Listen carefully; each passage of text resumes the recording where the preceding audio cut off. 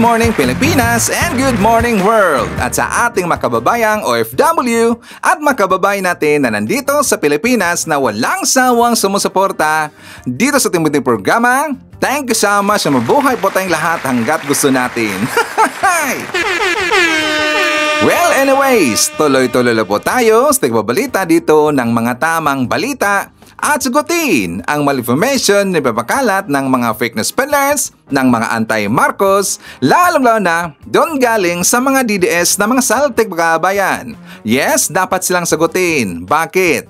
Kasi bagayan sila na lagi pong naninira araw-araw kay BBM at sa Marcos administration sa katagalan kabayan, akala mga paninira maging totoo yan sa mata ng ibang tao. So dapat silang sagutin kasi ang bagong Pilipinas, bawal po ang mga sinungaling. At syempre, kasama niyo pa rin si Sir Ivan, ang pinakabulol na vlogger sa balat ng YouTube, pero bibigay sa inyo ng mga totoo at mga preskong balita na kinukuha natin sa kapitbahay na social media. So magandang buhay sa ating lahat mga kabayan and happy Saturday sa ating lahat. Okay, so before tayo mag-start mga kabayan, well, syempre, as usual, i-checkmark natin ang ating mga viewers na may maraming comment dyan sa baba sa ating comment section, ang ating pong top 5 commenters. At yung sahan, ang nanguna po, nandyan si Sampaguita. Meron siyang 30 na mga comments. Nandyan rin si Rosbing. Meron siyang 18 na mga comments. Marcos Colette. Meron siyang 14 na mga comments. Nandyan rin si Lelebet Modesto. Meron siyang 12 na mga comments. Arabel Ferrer Official. Meron siyang 12 lahat ng mga comments. Okay? So thank you so much sa ating top 5 commenters. At syempre, pasalamatan natin ating mga silent viewer disting channel. Thank you so much. At syempre, pasalamatan rin natin ang lahat ng mga viewers na lagi pong nag-like, laging nisi-shares ng ating mga videos, at doon sa ating mga viewers na subscribe sa ating channel, thank you so much. At syempre, i-greet natin ating mga suki, mga early birds. Yun ang una sa pag-comment dyan sa baba sa ating comment section. Nandyan sila si End Time Rapture, Gladys Sherpa, Cinderella Gonlibo from Kuwait. Kasama rin natin si Jocelyn Flores, Efren Galapate, Ninita Umali. Nandyan rin si Samway Vlog from Riyadh, Saudi Arabia. Kasama rin natin si Lorna Villanueva from Dubai, Remedios Pasking, Ani Hoso na nandyan sa Japan, Fred Gowina, nandyan rin si Lourdes Paniel, Joe Nacario, Wilfrido Palomar, Lorena Fajardo, and Hatsu Elmer Pinaranda. At syempre, hindi natin kakalimutan, i-shoutout natin at ang mga pinalangga na mga legends, ang mga senior citizens. Hello po, kumusta ang lahat? At syempre, i-greet natin ng happy birthday sa lahat ng mga viewers na nag-birthday ngayong araw. Happy birthday! Okay, so kumusta ang lahat mga kabayan? How are you today?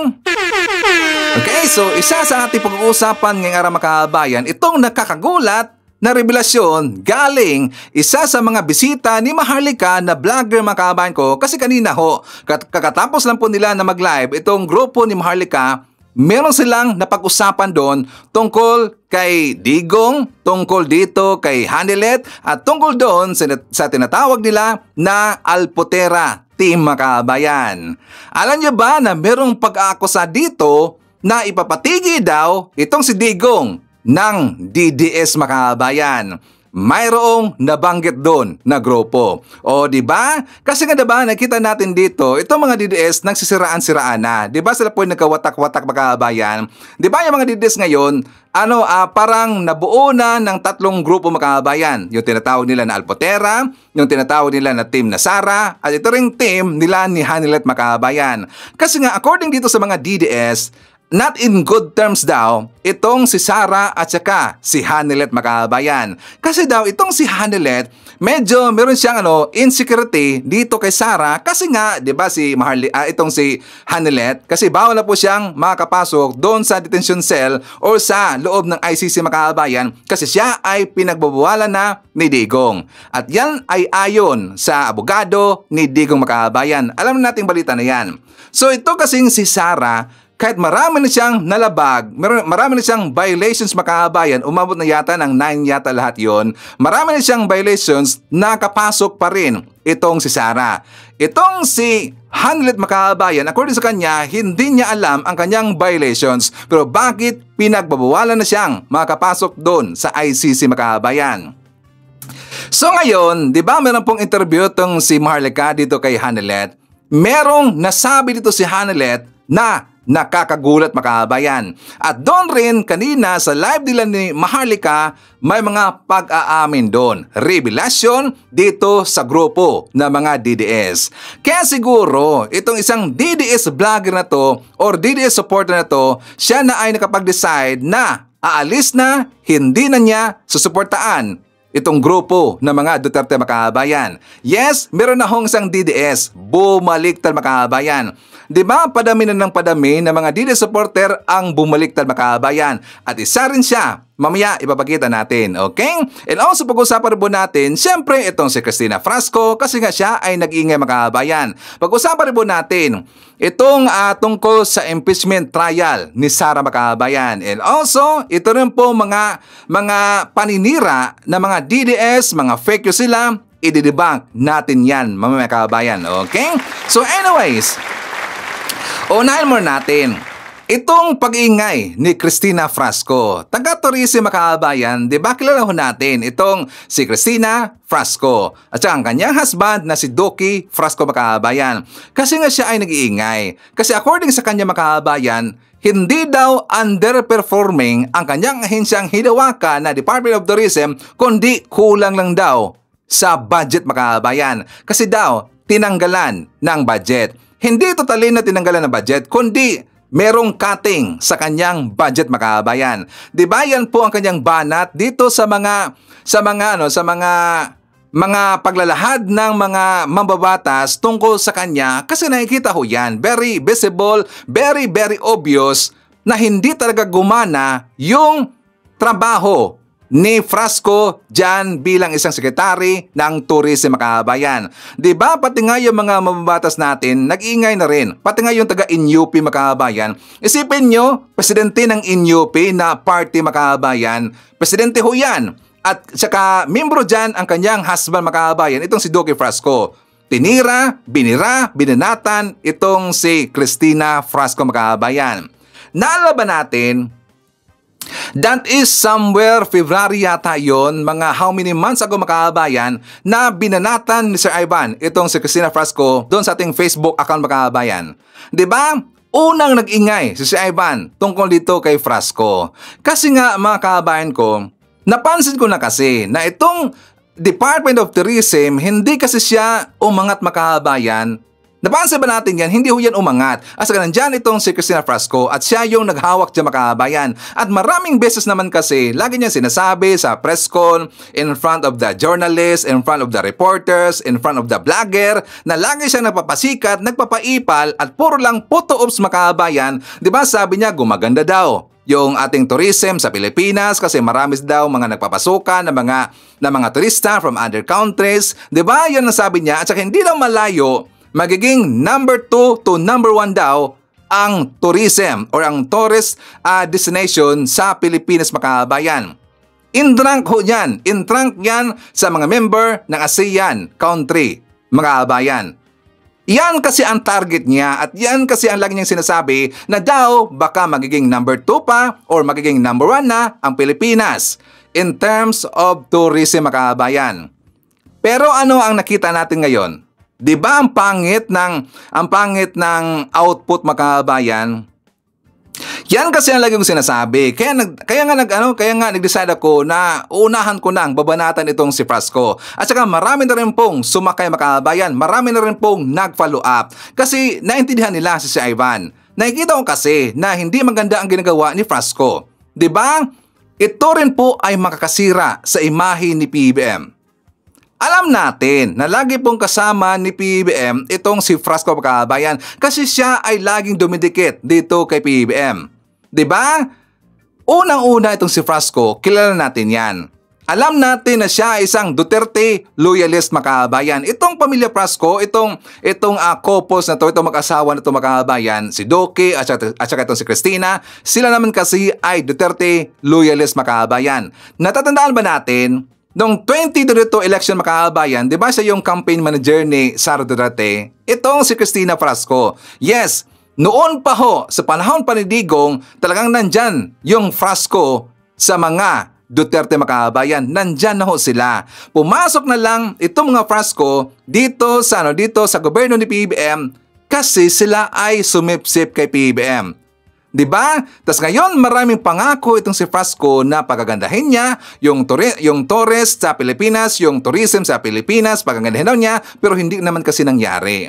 Lalo na, naalala niyo ba yung suna ni PBBM? May nabanggit ba si PBBM sa kanyang suna tungkol sa tourism, makabayan?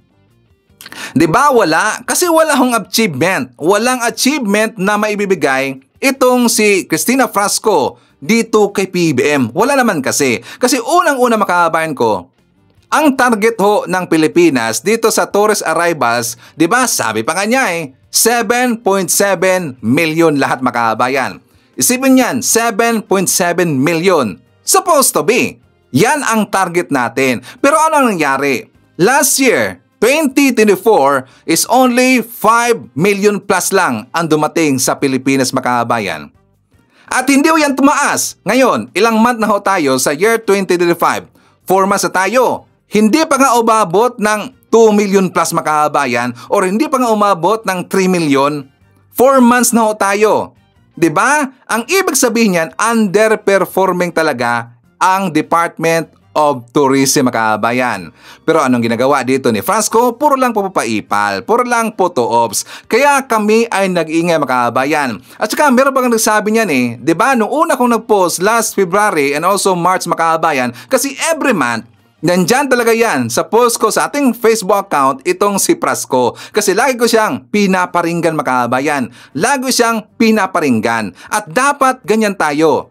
Hindi porkit lagi kang nakikita kasama ni PBBM, hindi na natin babamanatan. Diba? Tayo ay tutulong. Tutulungan natin si PBBM na hanapin natin yung ahensya na hindi talaga nagtatrabaho. Walang ginagawa, makabayan. Puro lang pang-ipal, puro lang pang-photo-ops. Diba? Parang si Sara din. Diba? Parang ganyan. So dapat hanapin natin yan. At nakita rin sa Ivan itong Department of Tourism. At yan naman kasi nakahiya. Bakit? Siyempre, international niya, makabayan. Diba? Si Frasco napupunta doon sa ibang lugar. Siya ay nangingganyo. Marami siya mga kinontrata doon, marami siya mga kinausap doon, siyempre mga investors, mga na naghahawak dito ng ahensya about sa tourism, 'di ba? Marami siyang kinakausap doon. Asa siyempre, ang gobyerno natin mag-spend ng how many millions or baka aabot na ng billion, makabayan, para lang mangingganyo or para lang meron kakausapin doon ng mga tao o ahensya sa iba't ibang bansa para tulungan ang Pilipinas. Hindi pa rin epektibo ang ginawa ni Frasco, makabayan. Kaya ako ay nag-decide na mag-ingay. Diba meron pang medyo dismayado ng konti kasi Ivan? Kasi according sa kanya, makabayan, si Ivan, bakit mo binabanatan si Cristina Frasco? Tumulong daw yan kay PBBM at saka tauhan daw yan ni PBBM. Lagi daw siyang nasa gilid ni PBBM. Lagi kong sinasabi dito na hindi porket kalyado ka ng ating Pangulo, ikaw ay lagi nandyan sa gilid ng ating Pangulo, hindi na babanatan kahit nakikita na natin na hindi na nagtatrabaho, makabayan. Correct mo wrong? Diba? Lagi kong sinasabi rin dito na walang problema sa akin na ang isang government officials, lalo na sekretary ni PBBM, na ikaw ay magpapaipal, magpapasikat ka as long as nakikita yung epekto na mga pagtatrabaho mo. Yung magandang epekto. Give us the numbers. At dapat yung numbers medyo mataas rin sa inyong target. At sino ang nabigay ng target dito? Siyempre, yung tourism, makabayan. Pero hindi niya naabot ang mismo niyang ibinigay na target. Kaya ako nag-iingay. Sana maintindihan nyo si Ivan. O tingnan nyo ngayon. Diba napansin natin pag-iingay? Napansin ho yan ng mismo mga mambabatas, makabayan. Kasi si Frasco nag-iingay, nagpapa-victim or nagpapa-feeling victim dahil dito sa kanyang budget daw sa tourism na tinanggalan ng konti mga kabayan. O di ba? So anyways, forward tayo. Pag-uusapan na natin itong mga revelasyon sinasabi ng mga grupo nila ni Maharlika mga kabayan. Ito tungkol dito kay Hanelet, tungkol doon sa mga kabit ni Digong, tungkol doon sa Team Alpotera, tungkol doon sa grupo rin nila ni Maharlika plus / Roque mga kabayan. Kasi sila ngayon ay nagkahati-hati na. Napansin ba natin kapag mag-away-away na itong mga dides mga kabayan, nandiyan talaga involved yung pera. Napansin ba natin yan? Diba? Nandyan lagi involved yung binabayaran, involved yung panghuhot-hot nila sa kanilang mga followers, pang-i-scam nila sa kanilang mga followers mga kabayan. Nandyan ho lagi. At sino ang nagbubulgar dito? Mismo rin ang mga DDS mga kabayan. O, diba? Tingnan nyo ang post nito ni Joy the Viber mga kabayan. Mismo ho isang DDS ibinulgar itong si Maharlika mga kabayan. At alam rin natin, siyempre si Joey, di ba? Noong nag-away sila ni Maui noon mga kabayan, ibinulgar rin ni Maui, Spencer, itong si Joey na meron ring pang-i-scam daw mga kabayan. Meron ding pang-hot-hot at saka siyempre solicit movement ang ginagawa itong team ni Joey. Pariho sila lahat mga kabayan. Katulad dito mismo sa kanyang sinabi kay Maharlika. Diba sabi ni Joey mga kabayan, Maharlika solicit funds. No one knows where it goes. O, diba? Lahat ng kadikit nito, same lang din ang modus. This is a non-exclusive list of Maharlika's solicitations. Again, walang masama sa pagsulisit. Kung kaya mong mag-liquidate at mag-report kung saan napunta ang mga perang kinubrada mga kabayan. Ang problema kay Maharlika, di na nga marunong mag-liquidate, pinupunas pan sa iba ang mga katarataduhan niya. Para sa kanya, alindog lang daw niya at sapat na. O, di ba ang dami nakalista mga kabayan? Kasi nga, di ba nakita natin itong si Maharlika, mahilig talaga manawagan sa kanyang mga followers na magsulisit. Di ba nanghingi ng ganyan mga kabayan para daw itulong doon sa mga biktima, yung naalala niyo ba yung KOGC siege mga kabayan? Yung inatake na, 'di ba? Ginserve na yung warrant of arrest ni warrant of arrest dito kay Kibuloy at saka nangunguna doon itong si General Torre mga kabayan. Naalala ba natin? Sila kasi ay nanawagan. Sila kasi ay nagsusulisit doon sa kanilang mga followers para daw itulong doon sa KOGC mga kabayan. 'Di ba? Yan ang ginawa noon nila ni Maharlika. Yung tungkol sa Maisog, tungkol doon sa kapatid ni Sara Balabagan, ni Colonel Grijaldo, kay Doc Yumol. Ito kay Doc Yumol, ito ay viral na viral talaga yan. Diba nalaban natin kay Doc Yumol sa Typhoon Christine, suporta daw dito kay Sara Duterte at saka sa oppress ng mga vlogger. Noong 2024 daw nila na EDSA rally, November mga kabayan, nag-solicit rin daw itong si Maharlika sa EDSA Friday group and also itong latest meet and greet nila sa Europe. Diba na-booking itong si Maharlika mga kabayan sa meet and greet nila sa Europe kasama itong si Harry Roque. O diba pinagpipirahalan nila ang kanilang mga followers gamit yung Duterte na pamilya mga kabayan. Yan ang gawain nila. Tapos laging sinasabi dito ng mga DDS na tayo daw ay bayaran mga kabayan. Bayaran ba ang mga pro-admin vlogger? May narinig ba kayo na nag-awayan mga pro-admin vlogger ng dahil sa pera? Well, meron nag-aaway, pero hindi dahil sa pera, kundi dahil lang sa kanilang ego mga kabayan. O, di ba? Dahil sa kanilang ego. Naalala ba natin? Babanggitin ko ba? Ito ko doon nangyari kay Boss Mike Cervera versus Mami Ping. Di ba? Mima Alicia versus Mami Ping. At saka Takeru Miyamoto versus Mami Ping. O, di ba? Sikat talaga si Mami Ping mga kabayan. Pero hindi dahil sa pera, kundi dahil lang sa kanilang paniniwala mga kabayan. Dahil po sa kanilang ego. Pero walang involved na pera. Unlike dito sa mga DDS, nandyan talaga front act. Na front talaga yung pera mga kabayan. Kasi sila ang totoong mga bayaran. Nag-away-away sila dahil lang sa perang binibigay sa kanila galing sa kanilang funders na mga Duterte. O baga galing kay Kibuloy. O diba, galing siguro sa taga-China. O diba, diyan sila nag-away-away. So anyways mga kabayan ko, ipapakita ko muna sa inyo. Itong usapan ng live nila kanina ni Maharlika na kung saan may plano pala.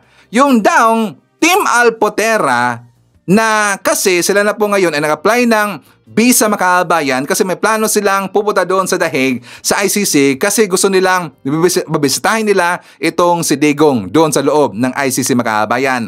At nangunguna dyan, ito daw kabit ni Digong na tinatawag na Alpotera ni Maharlika Makaabayan. 'Di ba ang grupo ng Team Alpotera, sila si Tio Moreno, 'di ba? Sila si Crisette Laurita Cho, sila si Joy De Viber, itong si Coco Locoy at marami pang iba. Sila yung tinatawag na Team Alpotera or daw double agent ni Sara daw Makaabayan. Sila yung tinatawag at meron silang planong pupunta doon sa Netherlands sa ICC para bibisitahin nila itong si Digong. So, meron daw plano ang Team Alpotera na titigiin daw nila itong si Digong Makaabayan. Sino nagsabi niyan? Si Maui Spencer. Yung mga ano dito, mga nanonood minsan, wag kayo mag-away-away. Iisang bangka lang tayo. Actually, hindi po kami ang nag-umpisa ng away na to. Kailangan lang namin itama yung mga kabulastugan nila. Sino ba naman yan? Di ba tayo, lahat supporter tayo. Tingnan nyo kayo. Alam mo, may mga nababasa akong comment, which is sad.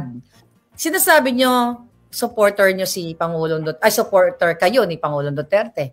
Pero bakit natutuwa kayo sa ginawa kay Hanilet ng lawyer niya na si Kaufman, na yan ay bayad yan ng pamilya? Really? Natutuwa kayo dalang minarigo kasi nag-violate ng rules si Hanilet. Wala nga siyang, hindi nga siya na-inform. Hindi siya na-notify. Walang email compared nung nag-violate si Inday ng rules. Dahil sinabi ni Inday yun publicly na, yes, may violation na nga ako, nakatanggap siya, di ba? Lahat naman siguro nakikinig kayo kay Inday. Sinabi ni Inday, whereas si Hanilet, wala talaga siya natanggap na notification. So meaning, tinarget si Hanilet, maybe, possibly, na yung mga Team Alpot, Team Mangga, at si Kaufman, baka nakipagsabuatan na. Yun na nga sa akin doon. Ilan ba ang violations ni Inday? Ang 7 or 9, kasi 7 or 9, I'm not sure. So, hanggang ilang violations yan before, hindi ka na pwedeng pumasok? The good question yan, tatanong natin. Tatanong natin na, mag-text tayo kung ilang violation. Akala ko, ni-mention ni H na meron siyang siyam na violations. Hindi naman pala totoo yun. So, wala siyang violations. Nire-refer niya si Inday. Kinukumpara niya yung pangyayari. Okay. Now I understand. Si Inday daw publicly sinabi, 7 warnings. Let's say 7 warnings, sabi ni Vian. 7 warnings. Can you confirm, Ate Maharlika, na pinagkakalat ni Alpot sa The Hague na pag lumabas si PRRD, sa kanya raw uuwi at hindi kayo yes. Definitely. Yan talaga ang plano nila. Ano nga pala, ang worry ko rin kung halimbawa si Alpot mapayagang pumasok sa loob since mukhang magkakasangga sila ni na Attorney Kay. Baka mamaya, since nga ahas yan, baka pag pumasok yan sa loob, baka may ipainom yan kay PRRD na ikasasama nung isa, right? Baka mapasama. Well, may camera naman doon. Definitely may camera at hindi niya. At may bago ka makapasok sa ICC, yung security nila tagang intense. So I don't think na mapapainom niya ng lason or whatever, Extreme na yan kung gagawin niya. Katulad kung paanong nangyari kay Dr. Rowena Burden na pagkalabas ng kulungan saka inatake sa puso or something. Baka may mga muscle relaxant na maipainom or maipakain. Yeah, alam mo Maui, mahal na rin, sa mundo natin, lahat posible kung nagko-connive sa lahat. Yeah. Posible yan. Pero dyan sa puntong yan, I don't think, kung evil ka, magagawa mo talaga yan. Pero I think it's not easy para gawin niya yan. Pero unless na lang, kung magkakasabot sila sa lahat sa loob. So, yun lang yung punto. Yung siguro yung motibo niya, bukod kung hindi man ganyan, baka gusto niyang magkaroon ng dagdag credibility kung makakapasok siya at makakadalaw sa loob niya. Yes. Optics talaga yan. Actually, wala. Okay. Ang press release kasi, nitong mga alpot na ito, protocol sila. Okay? Protocol. Paano ka magiging protocol? Wala na nga sa serbisyo si Pangulong Duterte. Anong kaputahang protocol yan? So, yun na yung gagamitin nila. Kasi protocol ako, kaya ako nakapasok. Di ba? To cover up the kaalputan niya. Siyempre, hindi niya sasabihin, kabit ako kasi may asawa siya. Yun ang claim niya, may asawa siya, may mga anak siya. So, in cover up is the protocol word. Yung title na yan. Okay, pumasok ka sa protocol kasi hindi niya maibida na pokpok ako puta ako alpot ako, kaya pumasok ako doon. You know what I mean? You cannot do that, right? Hindi magandang optics yan. Well, according to Tio, nag-a-apply na sila ng visa for Netherlands. Sino? Ang mga alpots. Di ba? Hindi mag-apply sila. Tapos baka mamaya, manulisit na naman, ha? Sabi ni Rafi Tulfo alias Polandit, protocol na taga-Jacol, sabi niya. Anyway, kaloka. So yun talaga yung lalabas ang bomba yung buong bomba, hindi pa Nice. Kasi may bagay na hindi, walang basbas pa. Wala pa sa tapos panahon. Okay? Yeah. So yun. At nakakalungkot, okay? Nawala na naman daw ba tayo? Nakakalungkot kasi supposedly nga pinoprotektahan natin ang pamilya ni Pangulong Duterte. 'Di ba kung ikaw, kung tayo ay magpamilya, gusto natin buo tayo, magkakaisang bangka tayo. Although yun sa kanila nga, 'di ba, alam naman ang history ni Pangulong Duterte, hiwalay na siya doon sa unang asawa niya, yung nanay nila Inday. Pero ako kung tatanungin niyo ako, actually napag-usapan namin to sa Dahig. This is just my opinion. Kung dumating yung point na magsabi ni PRRD na sa kanya siya uuwi kay Mrs. Zimmerman, 'di ba? I would be happy na parang parang ang ganda ng love story, 'di ba? After nagkahiwalay, nagkaroon ng maraming girlfriends, magbabalikan sila. But yun yung will ni Pangulong Duterte. You have to follow the will of the person, not yung will natin na na dapat yung will ng mga alpot, na dapat si alpot na wala namang karapatan, kahit saan mo tignan, gusto nila yun ang ipasok, yun ang iuwi. Yun dahil yun daw ang pag-ibig. Yun daw, nagmamahalan daw sila. Yun talaga yung press release nila.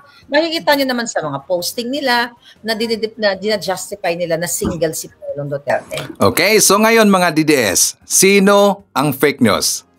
Diba? Every time na magpo-post si Ivan doon sa ating Facebook account, lanong lagi sinasabi ng mga DDS, gawa-gawa ko lang daw yung storya makabayan. Diba? Dahil daw ako ay bayaran. Gumagawa lang ng mga storya na ikakasira daw sa pamilya Duterte makabayan. Hindi kasi alam ng mga DDS na merong pinagagalingan yan ang mga post ni si Ivan. Meron yan. Nakita na ho yan si Ivan. Doon ko lang i-reflect sa ating Facebook account. Diba? Sino ngayon ang fake news? Sinan dito yung nagsisiraan makabayan. Kasi nga itong si Maharlika at saka itong team ni Maharlika, nakita natin na sila ay insecure dito sa tinatawag nila na alpotera makabayan. Yung sinasabi nila na kabit daw ni Digong, yung girlfriend ni Digong. Pero yung sinasabihan nila or pinagsasabihan nila na alpotera makabayan, close naman kasi ni Sara Duterte. Diba? So dito ipapakita ko sa inyo mga kabayan ang sinabi or ang rason ni Hanelet kung bakit daw siya pinagbabawalan na ni Digong na papasok doon sa The Hague or doon sa loob ng ICC. At saka nakikita natin dito na meron talaga siyang konting insecurity dito kay Sara.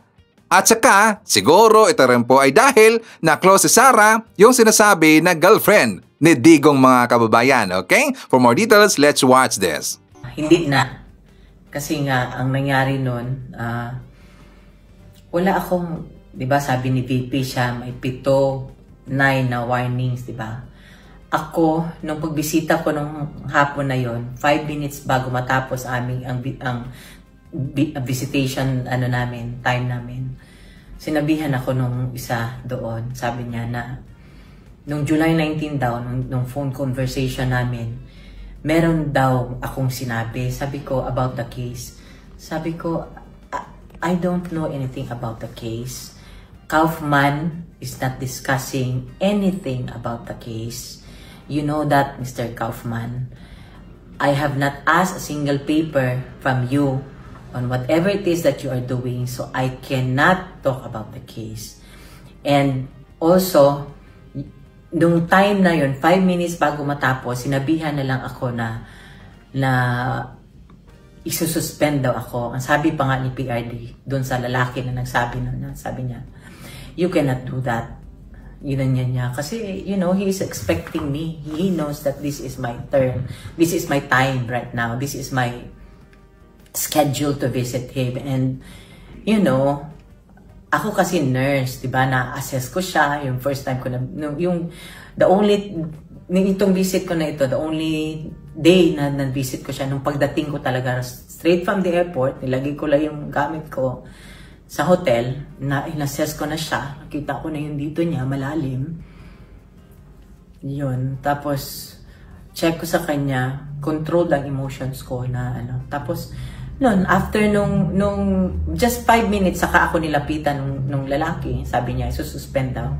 And this is exactly what the PRD said. You cannot do that. Sinabi niya. Tapos the following day, wala na akong visit. Okay, actually, ang video ni Hanilet ng mga kababayan, medyo mahaba yan. Siguro mga 40 minutes yata yon. Tapos doon lang po na portion natin papakita kasi December pa rin naman eh. Kasi siya ay nagpapalusot na sabi niya na wala daw siyang sinabi publicly tungkol sa kaso ni Digong. Well, actually, makabayan ko, wala akong narinig sa kanyang bunganga mismo na siya ay nagdi-discuss in front sa mga Didi supporter tungkol sa kaso ni Digong. Wala, kundi may narinig ako dito sa kanyang vlogger.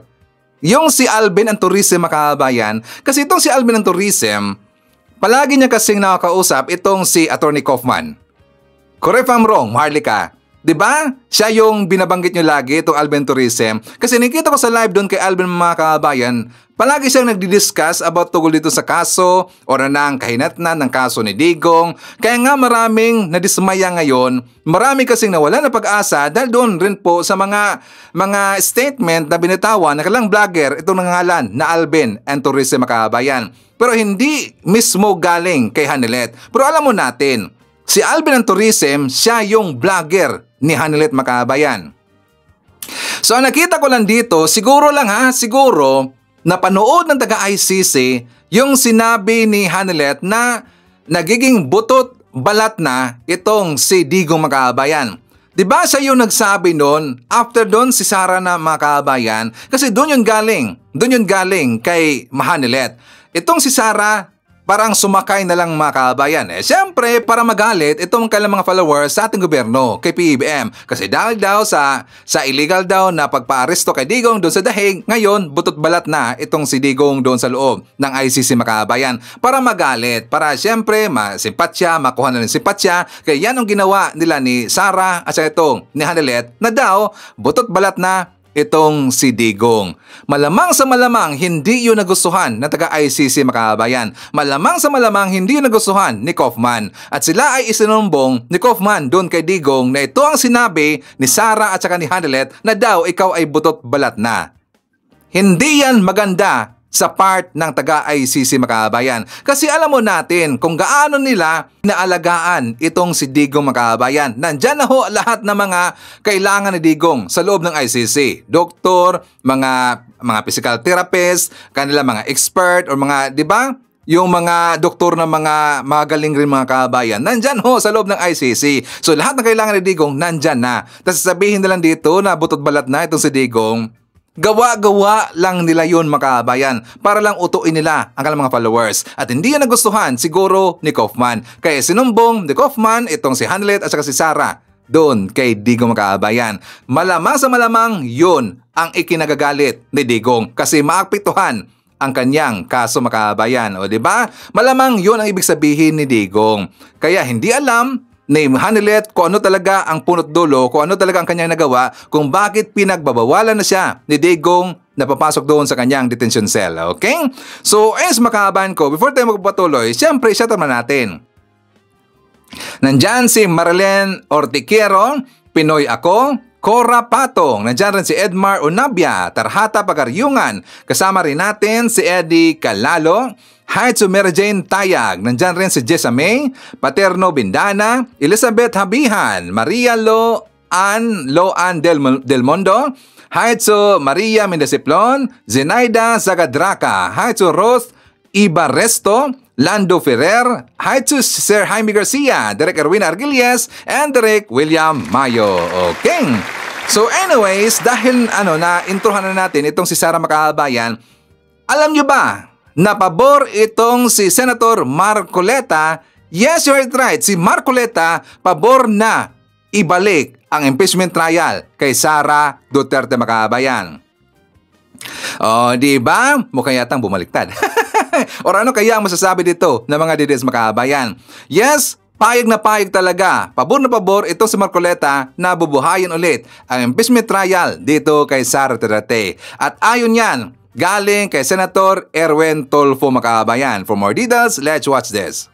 Samantala, naniniwala naman si Senator Erwin Tulfo na dapat ring ituloy ang impeachment trial ni Vice President Sara Duterte. Ito ay upang bigyan ang mga tao ng tsansa na malaman ang katotohanan. Ngunit, matapos maglabas ng desisyon ng Supreme Court na ipinawalang bisa ang articles of impeachment na sinampa laban sa Vice Presidente, magkakaroon niya ng constitutional impasse kapag hindi ito sinunod. Samantala, pinabulaanan naman ng senador ang umano'y umiikot na resolusyon para hilingin sa Korte Suprema na muling ikonsidera ang desisyon nito kaugnay ng impeachment case. Ako? Sir, tatanungin mo? Dapat ituloy. Diba? Tuloy natin. Kasi nagantay na yung mga tao eh. Wala na pag-usapan namin kahapon doon, pero there's no such resolution. Pag ang napag-usapan namin, humingi yung minority ng hanggang August 6 para ma-review. Sabi ni Senator Ping, kayo mga lawyer, okay lang kayo. Senator Kiko, Senator Pia, paano kami mga civilian? 98 pages. So, pumayag din si Senator Marcoleta. Actually, Senator Marcoleta wants it kahapon. Finish. Pero nakiusap ang minority, bigyan nyo kami ng chance para ma-review. Pumayag po sila Senator Marcoleta. Oh, di ba? Pumayag si Marcoleta, mga kababayan. Paano yan? DDS. Pero ang lagi lang sinisigaw, ibasura daw ang impeachment trial kay Sara Makabayan. Pero si Marcoleta pumayag. Kasi yan naman talaga ang tama, mga kababayan. Yan naman talaga ang tama, mga DDS. Kasi marami na mga kababayan natin naghihintay kung paano sasagutin ni Sara yung mga akusasyon sa kanya. Kasi sa impeachment trial, dito kasi mga DDS, pwedeng malinis ang pangalan ni Sara Duterte kung masasagot niya or makounteran niya yung lahat ng mga akusasyon sa kanya. Kaya dapat kayong manawagan kay Sara na sana siya na manawagan dito na ituloy ang impeachment trial sa kanya. Huwag niyang pipigilan. At saka manawagan kayo sa Supreme Court, huwag ditong makisali ang Supreme Court sa trial kay Sara Duterte. Dapat ituloy yan. Diba? So ano kaya ang rason, Sir Ivan, kung bakit yun ang naisip ni Marcoleta or bakit nag-ibabigla ang pananaw ni Marcoleta dito sa impeachment trial? Siguro lang ito'y dahil sa post ni Crisette Loretta Chu Makabayan. Yung DDS vlogger, yung paiyak-iyak doon sa Tricom or doon sa Quadcom. Diba? Yung mga, sila po ay inimbestigahan, yung mga fake spellers ng mga DDS, tas merong mga babae yung dalawa na paiyak-iyak Makabayan. Isa doon, itong si Crisette Loretta Chu.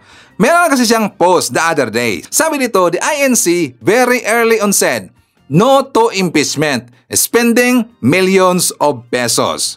O diba? Ano kaya ang feelings dito sa mga membro ng INC Makabayan tungkol dito sa sinabi ni KLC? Kung ito ay totoo ito ay napakalaking revelasyon. Ito ay napakalaking seryoso, Makabayan, na revelasyon. Diba? Galing mismo kay KLC, nag-spend ng millions of pesos ang INC para lang pipigilan or ayaw nila sa impeachment trial kay Sara Makabayan. So ito ay napakaseryoso at dapat maglabas dito ng statement. Kung ito man ay hindi totoo, dapat pabulaanan ito ng taga-INC Makabayan. Dapat sasagutin nila itong si KLC. Sabi pa dito, Bam Aquino daw ask support from the INC for his run, Makabayan. The INC gave Bam the support he needed. Now, BAM has reportedly filed a Senate resolution. Senator Mig Zuberi says it's BAM and Kiko, asking for Senate to still push through with the impeachment in direct disrespect to the orders of the Supreme Court. I wonder how the INC feels. So, according dito kay KLC na tinulungan daw or humingi daw ng tulong si Bam Aquino sa INC at ito daw ay tinulungan. Diba? So, pwede nating tanungin or tatanungin natin itong taga-INC makabayan, totoo ba na ang inyong black voting, inyong pagboto na black voting, ito ba ay dahil sa magiging meron kayong makuha na political favor? Kasi nga, di ba, tinulungan nila itong si Bam Aquino. So, kailangan talagang sumunod ni Bam Aquino sa gusto ng taga-INC makabayan. Kundi dahil sa shared o values. Ito ay political favor makabayan. Totoo ba yan, INC? Ganyan ba kayo? Ito'y base lang ha. Ito'y base lang sa sinabi ni KLC. Kung hindi yan totoo, dapat sasagutin ninyo itong si KLC. O, di ba? Kasi sinisiraan niya ang inyong religion. And also, i-include rin po natin ito sa balita mga kababayan kasi ito'y related pa rin kay Sara Duterte. Ano yan si Ivan? Ito na ang resulta sa isinagawang investigation ni Secretary Angara dyan sa DepEd. Ito tungkol sa Senior High School Butcher Program mga kababayan na kung saan ang korupsyon, talagang talamak yung korupsyon kasi nga ang dami palang ghost students dyan mga kababayan. Halos umabot na ng 100 million pesos. For more details, let's watch this. Samantala, tiniyak ng Department of Education ang patuloy na investigasyon sa umano'y irregularidad sa Senior High School Voucher Program. Sa post-on na discussion, sinabi ni Education Secretary Sonny Angara na nagpapatupad na ang DepEd ng mga reforma sa kanilang sistema para hindi na maulit ang naturang mga irregularidad. Nagsimula na din aniya ang legal actions, hindi lang para maibalik ang mga nawalang pondo, kundi para mapanagot ang mga nasa likod nito. Git ni Angara, hindi lang pera ang issue dito, kundi maging ang nawawalang karapatan sa mga nararapat na estudyante na dapat sanay nakikinabang dito. Opo, nag-file na po namin ng mga kaso, hindi lang civil para ma-recover po yung bayad, pati criminal, para maturuan na rin ng leksyon na yung sistema hindi dapat pinaglalaroan dahil mataas ang halaga ng pinag-uusapan dito, hindi lang yung halaga ng pera, pero yung halaga ng nawawala sa nakararapat na dapat tumanggap na voucher na ito. Ito ay kanilang future ng mga kabataan natin. O, di ba? Mahilig talaga sa ghost itong si Sara Duterte makabayan. Kapag usapin ng korupsyon at saka anomalya, sikat talaga ang pangalan ni Sara Duterte. Kaya dapat lang matuloy ang impeachment trial dito kay Sara makabayan para masagot niya itong mga akusasyon sa kanya. O, di ba? Ito ay isa sa rason kung bakit marami na ngayong nagbabaliktaran ng mga DDS supporter makabayan. Isa na dito, itong si ate. Ilang minuto lang po ito, wag niyong i-scroll down dahil ako po ay nabudol. Yes po, nabudol po ako ng pamilya Duterte during that election. Mula kay Duterte hanggang sa mga senators niya, lahat po kaming magkakaibigan. Talagang in-endorse po namin yan na iboto solid. Alam niyo po, ngayon po ay naakusahan nila na bangag daw ang pamilya Marcos. Alam niyo po, kapag po ang mga magulang ay bangag, hindi po kayang magpalaki ng mga anak na ganitong klase. Mapagmahal sa kapwa, may respeto sa kapwa, mapagmahal sa Diyos, mapagmahal sa mga magulang. Meron silang every Sunday, family gathering yan, at meron silang church all together. Na never ko nakita sa mga pamilyang Duterte. Never ko pong nakita. Hindi ko nga nakikita yung asawa ni Sara, ni Pulong. No? Ngayon po, balik po tayo doon sa mga inaakusan nila na bangag daw ang mag-asawa. Tingnan po natin tong litrato kung sino ang mukhang bangag. Alam niyo po, itong si Pulong, meron pong 51 billion na ibinigay sa kanyang pondo ang gobyerno during administration ng kanyang ama. 51 billion para sa Davao. Saan po napunta ang pondo? Ang tanong, meron bang proyekto? Kawawa mga taga Davao, no? Ngayon, kay Bastet, 13 million sa court. Makita niyo yung court, hindi nga aabot ng 4 million. Ngayon, kay Sara, 125 million confidential fund. pero walang resibo. Itong lahat po ng nabanggit natin at nababalitaan natin sa news is walang resibo. Alam niyo po kung kayo ay, kahit hindi mo na kailangang maging accountant, hindi mo na kailangang maging auditor. Kapag ikaw ay may binili, kailangan may resibo ka. Kapag may binayaran ka, kailangan meron kang resibo. Bakit po sa kanila, hirap na hirap silang magbigay ng resibo kahit litrato lamang. Ni picture nga po, wala eh. Yung mga naglalabasang picture sa news.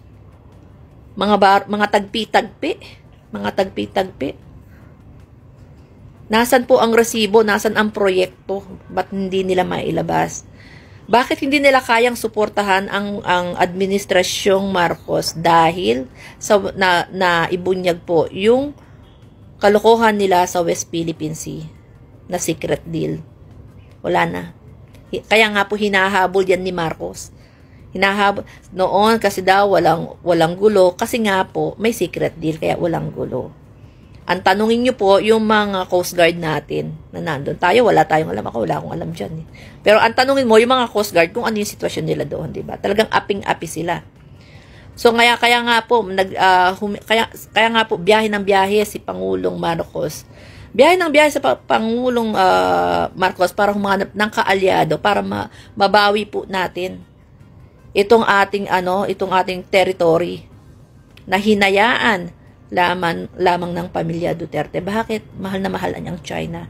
Dahil ba dun sa ay nako. Doon ba sa pulburon? Gamitin na natin yung salitang pulburon. O di ba alam niyo po nakakaano lang nakakadismaya. Nakakadismaya na ganito na yung ginawa nila sa bansa. Pero sila pa yung may tapang na i-accuse ang ating presidente na bangag. Ganyan ba ang itsura ng mga bangag? Ganyan ba ang itsura ng mag-asawang bangag? Kaya ba nila magpalaki ng matitinong mga anak? Marespeto sa kapwa, marespeto sa magulang. Ay, nako. Ayoko nang magpabudol. Okay, so kasama rin natin, nandyan si Lito Bungalan, at saka hi sa Bungalan family na nandyan sa Muntinlupa City. Hi sa Lito, Tanyongon and family. They are watching from Bagalangit, Mabini, Batangas. I-shoutout natin si Luisa Taha from Riyadh, Saudi Arabia, Evelyn Garcia, Ramil Rawasa, Phil Macabato, Tony De Los Reyes. Nandyan rin si Rita Mejia, Ashen, Amelia Gutierrez from Laguna. Hi to Almira Yumol, Jembo Simbrano, Sid Jesus, Esther Loten. Nandyan rin si Anaklito Ariola, and hi to Cristelita Guillermo. Okay, mga kababayan ko, ipapakita ko sa inyo ang vlog ni Mike Abe. For more details, let's watch this. Tatlong malalaking pangalan at mayaman na politiko ang kumalas sa majority group sa Kongreso led by Speaker Martin Romualdez. Yan po yung super majority na taga-suporta ng gobyerno. Ano kaya ang gagawin itong tatlo? At ito ba ay magiging sakit ng ulo ng Kongreso ngayon?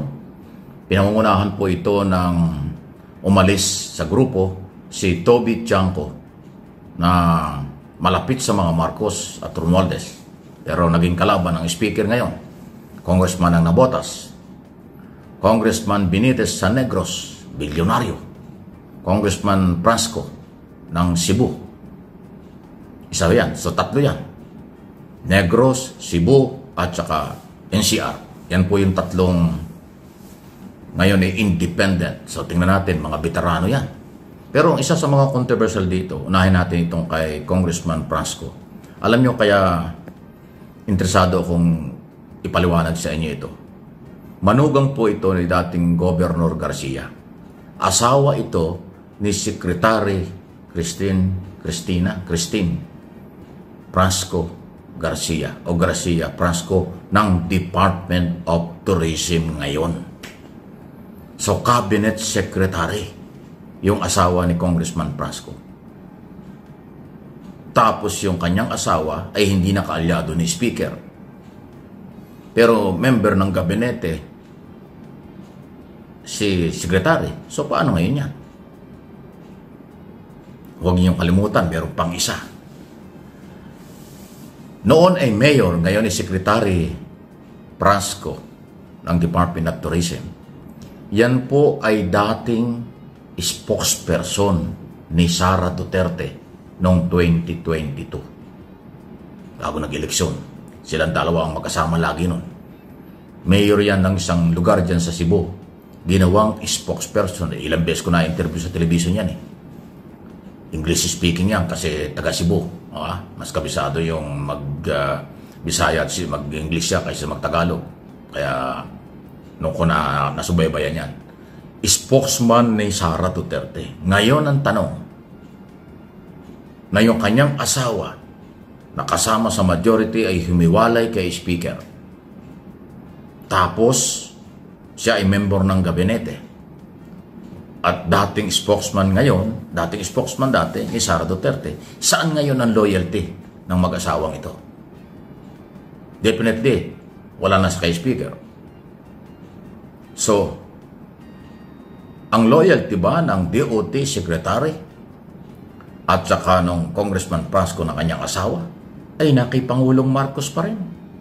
O nasa mga Duterte na ulit? Tanong lang po yan. Nailatag ko na kung ano mga dahilan.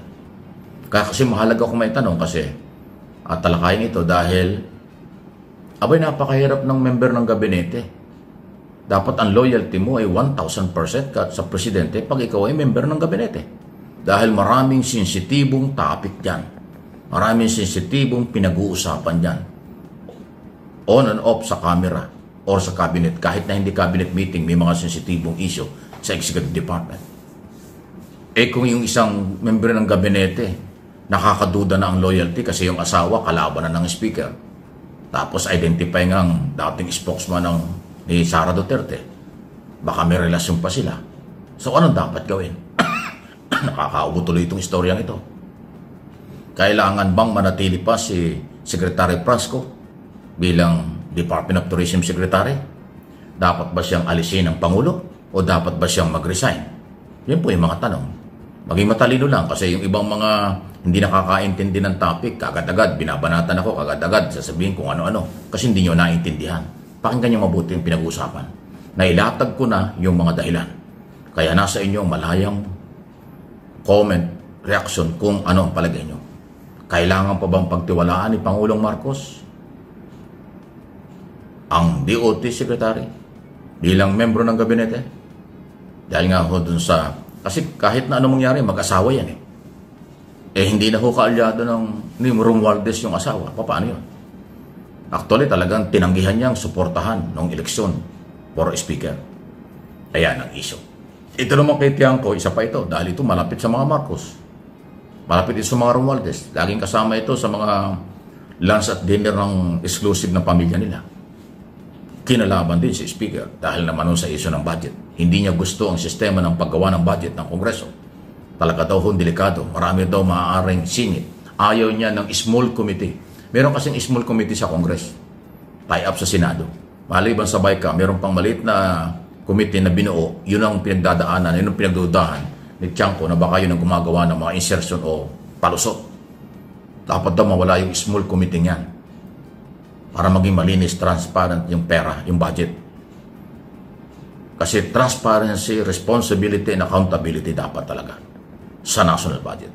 So yun ang dahilan ni Tiangco kaya siya ay himiwalay dito sa isang Romualdez kahit na siya ay malapit sa mga Marcos at Romualdez. Si Benitez naman ay nag-ambisyon niya na maging speaker, alam naman natin. Bilyonaryo po yun. Benitez. At kung yung mga gunita, ang Benitez family, kasama yan sa original na mga Marcos supporters ng dating Pangulong Ferdinand Marcos Sr. Yung mga Romualdez, Benitez, Recto, Omping, at kung ano malaking pangalan ng araw, Benedicto. Yan po yung mga original na mga Marcos supporters. Kasama yung pamilyang Benitez. Ito, batang Benitez po ito, bilyonaryo. Humiwalay din kay Speaker. Dahil gusto rin na mga Speaker. Yan po.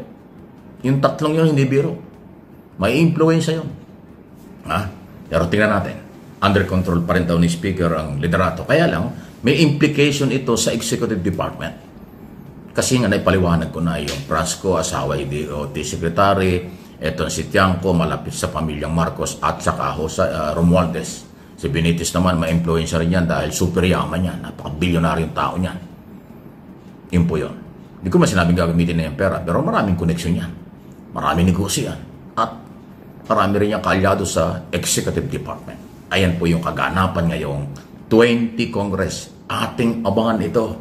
Dahil anuman ang ginagawa nila, kahit sino pa sila, pera natin, pera ninyo, pera ng mamamayang Pilipino ang ginagamit nila. Sweldo, allowance, travel, at kung ano pa mga expenses nila, people's money. Dahil sila ay House of the People, representatives ng taong bayan sa Kongreso. Kaya allowed silang gumamit ng pera. Kaya naman tayong mga Pilipino, may karapatan at kapangyarihan din talakayin kung ano itong nangyayaring ito. Dapat nating bantayan. Huwag nating ipagkatiwala 100%. Dahil kaalyado, magtitiwala tayo. Hindi. Minsan yung kaalyado ang nagiging ahas sa galawan. Minsan yung kapartido at malapit sa Pangulo at sa gobyerno ang nagiging sagabal at nagiging tinik sa development at pagbabago ng gusto ng ating Pangulo. Ganun po. Kaya may kasabihan niya mag-ingat ka sa taong malalapit sa iyo. Mag-ingat ka sa taong mas malapit sa iyo. Totoo yan. Hindi lahat ng nakapaligid kahit kamag-anak pagkakatiwalaan 1,000%. Kadalasan o merong nangyayari, nagiging problema yon. Alam niya ng Pangulo. Kaya tayo mga mamamayan, kayo, karapatan yung bantayan ito. Kung tagat-suporta kayo ng Pangulo, higit sa lahat, pera ng lahat ng Pilipino ang ginagastos nila. Okay, so mga kababayan ko, meron tayong kasabihan na yung ahas, ahas talaga yan. At ang ahas na yan, naghihintay lang ho yan kung kailan nila tutuklawin ang kanilang magiging biktima. Naglabasan na yung mga ahas, mga kababayan. At ang kanilang naging biktima, ito si Speaker Martin Romualdez and also itong si PBBM. Naalala niyo ba si Tubi Tiangco? Diba siya ay campaign manager sa Bagong Pilipinas nung dumaan na eleksyon, mga kababayan. At lagi siyang nasa gilid ni Speaker Martin Romualdez and also ni PBBM. Ito rin si Benitez, si Albi Benitez, mga kababayan ko, nag-aambisyon rin po yan na maging speaker dyan sa Kamara. And also ang husband ni Cristina Frasco na itong si Doki Frasco, mga kababayan, nag-aambisyon rin po kasi na maging isang speaker dyan sa Kamara. Kaya ngayon, nagkakaisa sila, sinisiraan nila si Speaker Martin Romualdez. Sila yung ahas, mga kababayan. O, diba? So anyways, kasama rin natin si Joliet Sonakawa, Jeco Jerry Cabreros, Jose Mario Climen. Isyatat natin si Edwin Santos, DMVA, Wing JP.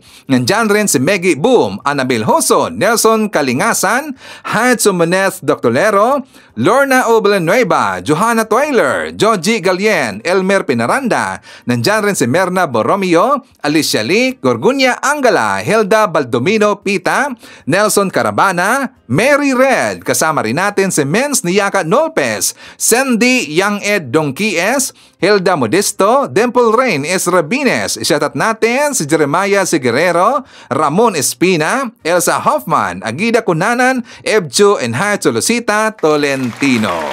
So mga kababayan ko, yan ang ating mga nakalap na mga balita ngayong araw. Kung nakaabot ka po sa portion na to, sana nakapag-like na ho tayo. Libre po mag-share, libre din na mag-subscribe. Again, maraming salamat sa mga viewers na hindi nag-skip ng ating mga commercials. Thank you so much.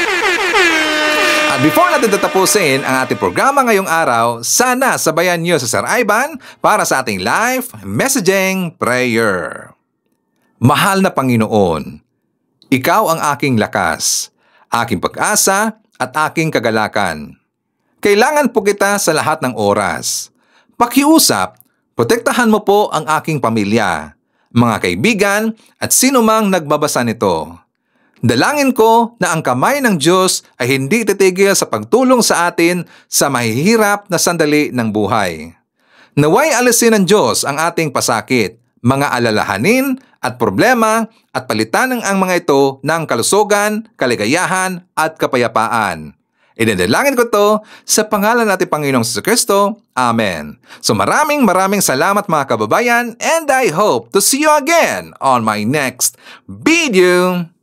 Siya lang ang takbuhan ng mga nasa ilalim, ang liwanag namin sa pagsuklob ng dilim. Nagbibigay tsansa sa katulad namin. ang daungan ng hinaing naming mga masa.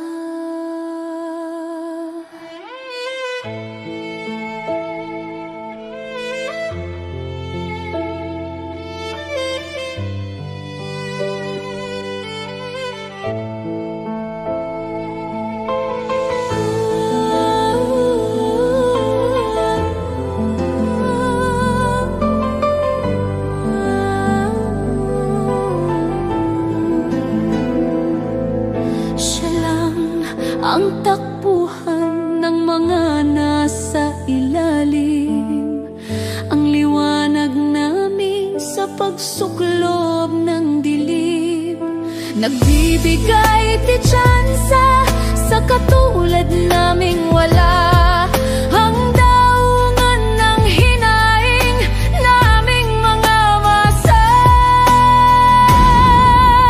Bongbong, ikaw ang tumatayong pag-asa ng mga taong inabuso at walang hustisya. Hindi ka natatakot, sino man makaharap.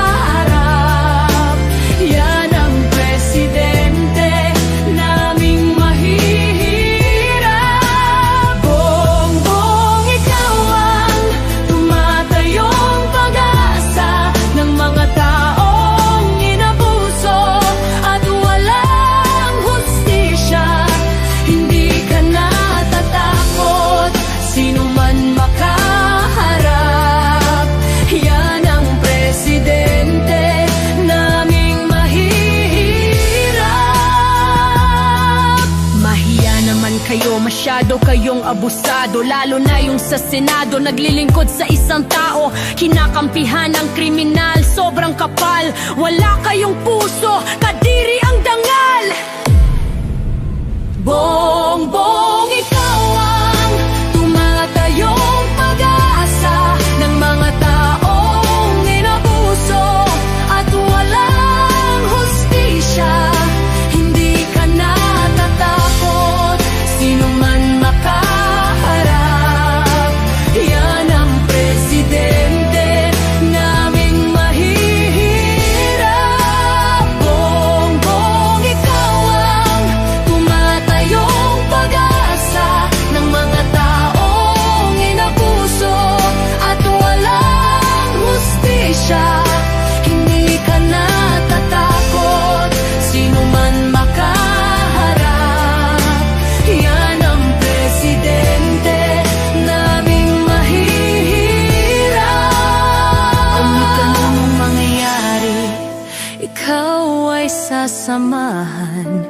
Mga yapak mo aming palagiang susundan. Taong bayan minahal at hindi mo iniwan. Bukas ang iyong tenga sa katarungan. Kahit anong mangyayari,